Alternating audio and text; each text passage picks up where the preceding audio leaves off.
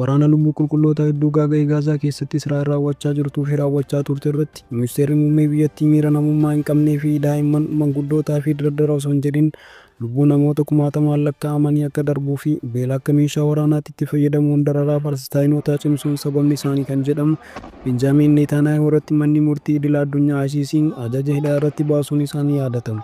Dhimma kana irratti hoogganaan Iraan Ayatollah Khamenei waan jedhan qabu qophii guutuu keessatti dhageessu.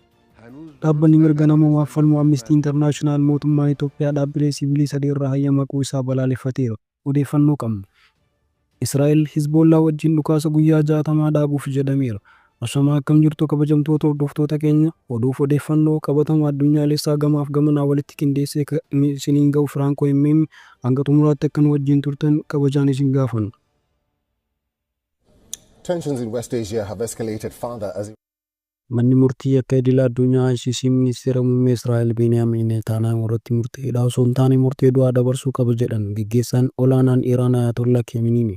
Tajaajilli oduu Reuters akka gabaasetti duriin Iraan Ayatollaan kana kan jedhan wiixata 25 yoo ta'u Netanyahuudhaaf kan malu hidhaa osoo hin taane murtee du'aati jedhan.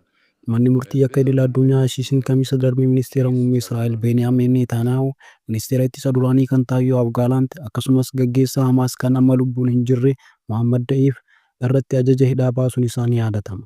Murtee mana murtii akka idil addunyaa kana irratti guyyaa kaleessaa yaada kan kennan Ayatollaan ajaja hidhaa baasanii jiru.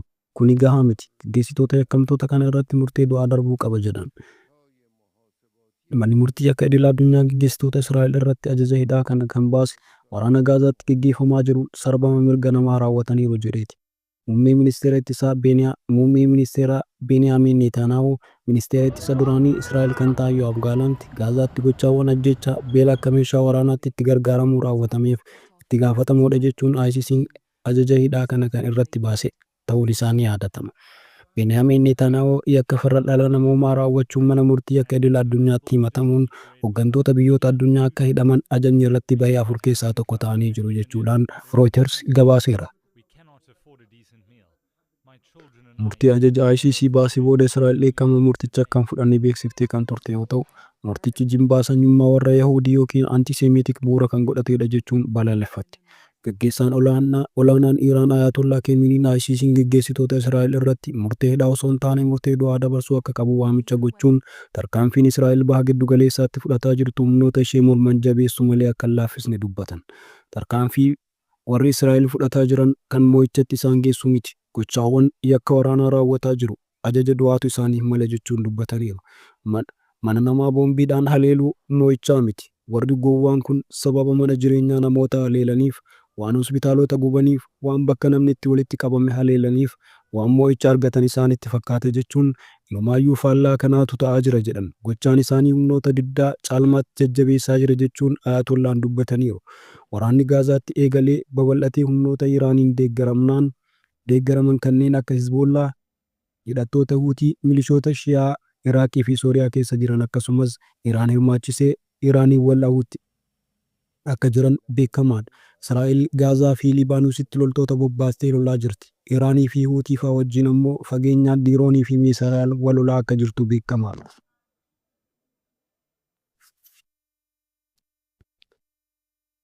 Dhaabbanni mirga namoomaaf falmu Amnesty International mootummaan Itoophiyaa dhaabbilee siviilii hawaasaa 3 cufuu isaa balaaleffate. Dhaabbatichi ibsa baaseen mootummaan federaalaa dhorka mirga waldaangummaa'uu yaada ofii bilisaan ibsachuu sarban kanaa hatattamaan kaasuu qaba jedheera.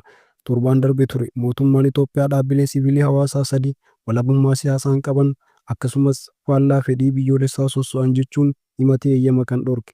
Kunneenis wiirtuu mirgaa fi guddina dimokiraasii kaardii kan jedhamu, lammaffaa Itoophiyaatti gurmuu mirga namoomaaf akkasumas ogeeyyii seeraa mirga namoomaaf jedhamanidha.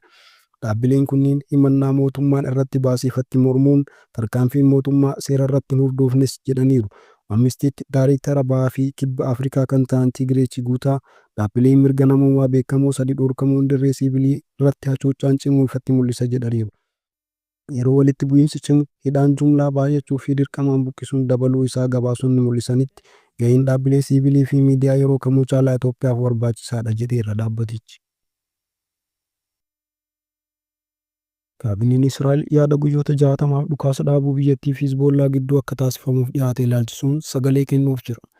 Yaada waliigaltee dhukaasa dhaabuu dhiyaate kana jalatti loltoonni Israa'el Liibaanos keessaa ni ba'u.